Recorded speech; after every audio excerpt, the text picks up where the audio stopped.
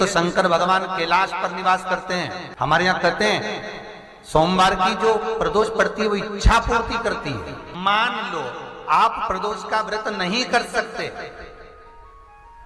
आप अगर व्रत नहीं कर सकते तो प्रदोष के दिन, प्रदोष काल में शाम का समय सूर्यास्त का कुछ पल, कुछ घड़ी के पहले से लेकर बाद तक का प्रदोष काल के अंतर्गत आप शंकर जी के मंदिर में जाकर 1 लोटा पानी, 5 बेलपत्र भी अगर समर्पित करते हैं तो संपूर्ण प्रदोष का फल आपके भाग्य में प्रबल हो जाए। एक निवेदन सभी श्रोता बहन भाइयों से, कथा आस्था चैनल पर जो सुन रहे हैं, फेसबुक यूट्यूब पर जो सुन रहे हैं और पंडाल में बैठकर जो सुन रहे हैं,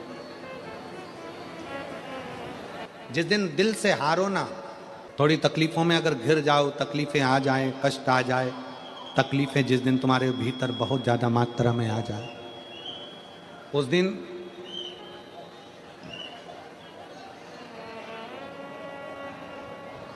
तीन बेलपत्र, एक बेलपत्र में पीला चंदन, बीच वाली पत्ती। जिस दिन तुम्हें लगे कि मैं बहुत दुखी चल रही हूं और मेरा काम हो ही नहीं रहा, बहुत तकलीफ की जिंदगी चल रही है, कोई हाथ पकड़ने वाला नहीं है, कोई संभालने वाला नहीं है और बहुत तकलीफ हो रही, बहुत तकलीफ। उस समय पर एक बेलपत्री के बीच वाली पत्ती पर पीला चंदन, दूसरी पत्ती पर लाल चंदन और तीसरी पत्ती पर 11 चावल गीले, पानी में उसको थोड़ा सा भिगो लें या धो लें, 11 चावल गीले शिव जी की उस पत्ती पर रखें। सबसे पहला पीला चंदन का बेलपत्र, दूसरे नंबर पर लाल चंदन का बेलपत्र, तीसरे नंबर पर जो 11 चावल आपने धोकर रखे हैं वो हाथ की हथेली में रखना है और हाथ की हथेली में रखकर अपनी कामना कर कर भगवान शंकर से विनय कर कर पंचाक्षर मंत्र नमः शिवाय या षडाक्षर मंत्र ओम नमः शिवाय या श्री शिवाय नमस्तुभ्यम बोलकर उस बेलपत्र पर सीधे हाथ में रखकर उल्टे हाथ का स्पर्श कर कर बाबा से अपने मन के भाव कहकर शंकर के शिवलिंग पर उसे समर्पित कर दीजिए। एक ही लोटा जल, जहां से जल बहता है अशोक सुंदरी वाली जगह, एक ही लोटा जल, जहां से जल बहता है उस जल बहने वाली जगह पर 3 बार उस जल को अपनी कामना कर कर श्री शिवाय नमस्तुभ्यम या पंचाक्षर मंत्र या षडाक्षर मंत्र बोलकर 3 बार उस स्थान पर गिरा दीजिए। गिराने के बाद में बाबा से विनय कर कर अक्षत वाली जो बेलपत्र है, एक बेलपत्र और एक अक्षत उसमें से अपने लिए लेकर आ जाओ। उसको 2 महीना 3 महीना अपने घर में रखिए। जितना भी दुख है धीरे धीरे बाबा समाप्त कर कर खुशियां घर में लेकर आता ही है। दुख समाप्त होगा, खुशियां घर में आएगी जरूर। जो बेटियां ससुराल में दुखी हैं, बहुत कष्ट में हैं या आपस में सामंजस्य पति पत्नी का नहीं बन रहा है या कोई विवादित वाली बात है, तो निवेदन है तलाक पर बात को लेकर मत जाना। एक बार बाबा देवाधिदेव महादेव का एक भाव जरूर प्रकट करना। महाराज श्री अवधूतेश्वर महादेव का नाम लेते। कौन से महादेव? अवधूतेश्वर महादेव का नाम लेकर थोड़ी सी मूंग, हरी जो मूंग होती है, उस मूंग को गला लीजिए पानी में। गलाने के बाद में उस मूंग को शिव मंदिर में ले जाकर भगवान जो नंदीश्वर विराजमान होते हैं वहां रखकर 7 बेलपत्र उस मूंग पर चढ़ा दीजिए। चढ़ाकर बेलपत्र मेरे देवाधिदेव महादेव को अवधूतेश्वर महादेव के नाम से समर्पित कर दीजिए। वो मूंग उठाकर गौशाला में या आपके रोड पर कोई नंदी दिख जाए या गौशाला में कोई नंदीश्वर हो तो उस नंदी को वो मूंग खिला दीजिए, थोड़ी सी। 3 या 4 प्रदोष करोगे, तलाक तक बात नहीं पहुंचेगी, आपस में प्रेम बढ़ जाएगा, बेटी को सम्मान मिलना प्रारंभ हो जाएगा और टेंशन समाप्त हो जाएगा, परिवार नहीं टूटेगा। जिस महीने में जो प्रदोष पढ़ा करे, जब प्रदोष पढ़े, बन सके 1 बेलपत्र, बन सके 5 बेलपत्र, शमी पत्र, हरे मूंग,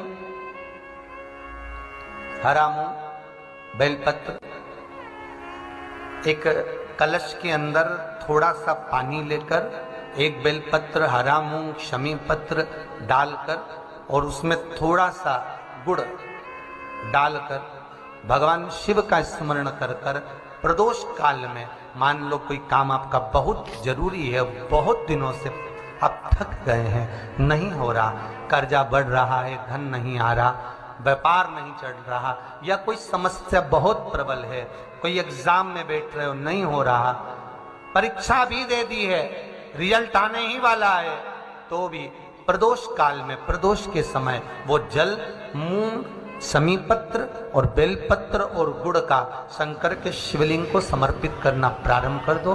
2 या 3 प्रदोष करोगे, बाबा आपकी मनोकामना शीघ्र पूर्ण कर देगा। 2 या 3 करो, बाबा करें। बहुत तकलीफ है, दुख की जिंदगी चल रही है, कोई परिवार में बेटे हैं, बहुएं हैं, बेटियां हैं, सब प्रयास कर रहे हैं, बेटे भी प्रयास कर रहे हैं, बहू भी प्रयास कर रही है, बेटी भी प्रयास कर रही है कि मुझे कोई अच्छा जॉब मिल जाए, मैं उन्नति की सीढ़ी पर चढ़ जाऊं, मैं बहुत आगे बढ़ जाऊं। और बेटा बेटी बहुएं अगर आगे नहीं बढ़ पा रही है तो शिव महापुराण की कथा कहती है कि एक कार्य करिएगा, एक बेलपत्र लीजिए और 7 चावल के दाने इस बेलपत्र के मध्य वाली पत्ती पर रख लीजिए। जो बेटा बेटी बहुत प्रयास कर रहे हो, बहुत कंपटीशन एग्जाम दे रहे हो, बहुत मेहनत कर रहे हो और उसके बाद भी बहुओं का, बेटियों का, बेटों का अगर कहीं जॉब नहीं लग रहा और कहीं सिलेक्शन हो ही नहीं रहा और बहुत हार चुके हैं, तब एक बेलपत्र 7 चावल के दाने मध्य पत्ती पर 7 चावल के दाने, एक घिसे हुए चंदन की गोली, पीला चंदन को घिस कर उसकी एक गोली बनाए, एक गोली गोल कर कर शिवपिंडी जैसी, शिवलिंग जैसी गोली बनाकर उस चावल के दाने पर रख लो। एक स्थान पर रखकर घर के अंदर ही उसका पूजन कर लो। और पूजन करना है वही जो आप घर में सामग्री, आपके रोली, चावल, मोली, हल्दी, उससे पूजन कर कर, दिए से आरती कर कर, ऐसी कैसी ही बेलपत्र अशोक सुंदरी वाली जगह पर, थोड़ा समझिएगा, अशोक सुंदरी वाली जगह मतलब जहां से पानी बह रहा है उस ओर इस डंडी को रखना और ऐसी कैसी पत्ती अशोक सुंदरी वाली जगह पर रख दीजिए। ये किसी भी प्रदोष के दिन या किसी भी सोमवार की अष्टमी के दिन या किसी भी विशेष शिवरात्रि के दिन आप ये एक बार केवल करना है और अपने मन की कामना कर कर उसको रखकर बाबा को घी का 2 दिया लगाकर आ जाना है। मेरा भोलेनाथ आपका हाथ पकड़कर आपको कंपटीशन एग्जाम में विजय दिलाएगा। पर मेहनत करना नहीं छोड़ना, परिश्रम करना नहीं छोड़ना, संघर्ष करना मत छोड़ना। अपनी मेहनत को 4 गुना करना है, अपने परिश्रम को 4 गुना करना है, अपने कर्म की लगन को बढ़ाना है। जितने घंटे पढ़ाई करते थे उससे 2 घंटा और बढ़ाओ, जितनी मेहनत करते थे उससे 4 घंटा की मेहनत और बढ़ाओ।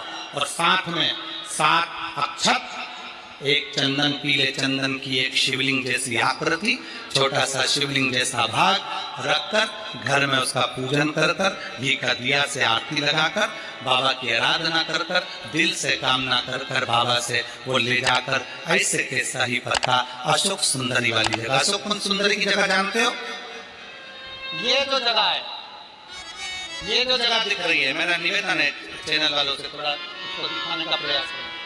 ये जो जगह है, ये शिवलिंग है, इधर शिवलिंग है, और शिवलिंग के साइड में जो जगह होती है जहां से पानी बहता है उसको अशोक सुंदरी की जगह कहते हैं।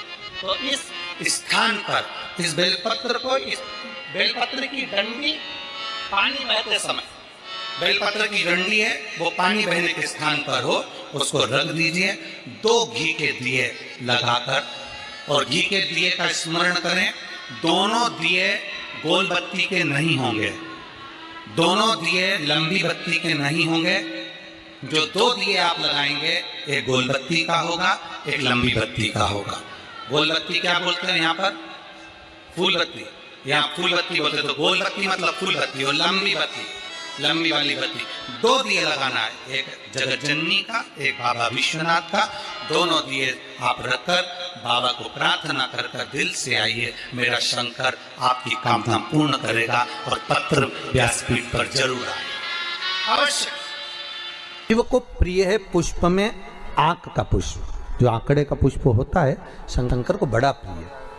और दूसरे नंबर पर शंकर को प्रिय है शमी का पुष्प, बहुत ध्यान देना महाराज। तीसरे नंबर पर शंकर को प्रिय है महाराज सरसों का पुष्प। सरसों होती है ना, जो राई अपन बोते हैं, सरसों बोते हैं, उसमें पीले कलर का जो पुष्प लगता है।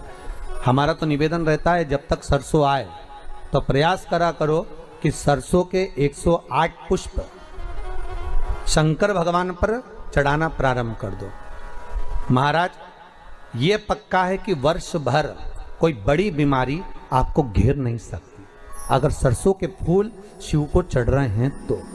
और प्रयास करना कि सरसों का जो पुष्प होता है, सरसों का जो फूल होता है महाराज, अगर कोई व्यक्ति को किडनी या लीवर से जुड़ी हुई कोई तकलीफ होती है, या किसी व्यक्ति का एक्सीडेंट हो गया होता है और उसका कोई अंग रह गया हो, कोई शरीर का कोई भाग रह गया और वो काम नहीं कर रहा हो, जैसे किसी के पांव रह जाते हैं एक्सीडेंट के बाद, किसी का हाथ रह जाता है, या कोई अंग काम नहीं कर रहा हो, वहाँ ब्लड पहुँच नहीं रहा हो, वो जगह एकदम सुन्न हो गई हो, खाली पड़ गई हो, तो उसके लिए शिव महापुराण की कथा कहती है कि सरसों के पुष्प 11 शंकर जी के राइट भाग में, जहाँ शिव जी के गण दरवाजे के द्वारपाल मणिभद्र जिस जगह पर निवास करते हैं, कौन निवास करते हैं? मणिभद्र। शंकर जी के दरवाजे के द्वारपाल हैं मणिभद्र जी। तो मणिभद्र दरवाजे के द्वारपाल में राइट भाग में मणिभद्र जी विराजते हैं। मतलब राइट भाग कौन सा हुआ? जब आप मंदिर से बाहर निकलेंगे तो राइट भाग, मंदिर में प्रवेश करेंगे जब राइट नहीं होना चाहिए, आप मंदिर से जब जाएं तो राइट भाग। मतलब आप मंदिर से राइट से जाएंगे तो शंकर जी का भी राइट हो जाएगा, क्योंकि शिव जी ऐसे बैठे हैं तो शंकर जी का भी राइट हो गया, देवता उनका भी राइट हो गया, तो राइट भाग सीधा हाथ मणिभद्र जी का स्थान। 11 सरसों के पुष्प मणिभद्र के उस द्वार पर आप रख दीजिए, और मणिभद्र के द्वार पर रखकर अंदर जाकर 108 वापिस जब आप बाहर निकल रहे हैं, ये पुष्प आप रखने के बाद एक बार बाहर जाएंगे, फिर वापिस आएंगे मणिभद्र के रखने के बाद, और अंदर जाकर 108 सरसों के पुष्प शंकर को समर्पित करेंगे महाराज। उस सरसों के पुष्प जो शिव जी को आप समर्पित कर रहे हैं उसको वापिस लेकर आएंगे, श्री शिवाय नमस्तुभ्यम बोलकर उस सरसों के पुष्प को महाराज सरसों के तेल की बोतल में उसको डाल लीजिए। शंकर भगवान को किसी भी प्रदोष में, शाम के समय प्रदोष काल में उस तेल को वापस ले जाकर चढ़ा दीजिए शिव जी को, उसको वापस लेकर आ जाइए। उस तेल का प्रयोग आप नाभि में डालिए, और जो शरीर काम नहीं कर रहा उस स्थान पर कम से कम 15 दिन 20 दिन तक उसकी मालिश करना प्रारंभ करिए। बाबा चाहेगा तो चलाने का प्रयास कर देगा और वो अंग, वो शरीर काम करने लगेगा। मणिभद्र का स्मरण, श्री शिवाय नमस्तुभ्यम, सब बोलिए एक बार जमकर, श्री, अरे पहले बोल दिया, हमारे साथ तो बोलो, श्री शिवाय नमस्तुभ्यम। भगवान शिव के मंत्र का स्मरण कर कर करते सरसों का जो पुष्प है उसमें आनंद की अनुभूति है। किसी कारणवश कोई कार्य ऐसा हो गया हो कि आप बहुत मेहनत कर रहे हो, सफलता नहीं मिल रही हो, लक्ष्मी प्रवेश नहीं कर रही हो, तो महाराज बेल का जो फल होता है उस फल के अंदर का जो गुर्दा होता है, बेल के फल का अंदर का जो भाग होता है गुर्दा, उसको लेकर घर पर आओ और सुखा लो। सुखाने के बाद उसको जलाओ, जलाकर उसकी भस्म तैयार, उस भस्म को अच्छा बढ़िया पीस लो, पीस कर कपड़े से छान लो महाराज। उसको छान कर जब आप शंकर भगवान का पूजन करने के लिए शिव मंदिर में जाएं महाराज, किसी भी 5 प्रदोष या 5 सोमवार या सोमवार की अष्टमी पड़ जाए उस दिन थोड़ी सी भस्म लेकर जब जाएं घर से, उसमें से थोड़ी सी भस्म बेलपत्री के पेड़ के नीचे श्री कुंदकेश्वर महादेव का नाम लेकर चढ़ा दे। क्या नाम लेना है? कुंदकेश्वर। उसी में से थोड़ी सी भस्म जो बेलपत्री के वृक्ष के नीचे आपने चढ़ाई या बेलपत्री के वृक्ष की जड़ में चढ़ाई, उसको लेकर आओ और वही वृक्ष माता पार्वती का नाम लेकर भगवान शंकर के ऊपर चढ़ा दो और अपनी मनोकामना कर 1 लोटा पानी शिव पर समर्पित कर दो। चुटकी भर बस, ज्यादा नहीं, मात्र चुटकी। 5 प्रदोष भी पूरे नहीं होंगे और बाबा चाहेगा कि आपका जो लक्ष्मी रुकी हुई है या व्यापार नहीं चल रहा या कार्य नहीं हो रहा, तो बाबा उसको 1 प्रदोष 2 प्रदोष करोगे, तीसरे प्रदोष में तो बाबा धक्का लगा ही देगा। शंकर भगवान को भस्म अति प्रिय। बेलपत्री किसका प्रतीक है? माता पार्वती। जब मां जगत जननी जगदम्बा नवरात्र में दर्शन किया होगा, माता का जहां यज्ञ होता है, सप्तसती से यज्ञ हो, चाहे मां अम्बे जगदम्बा का जो यज्ञ होता है उसमें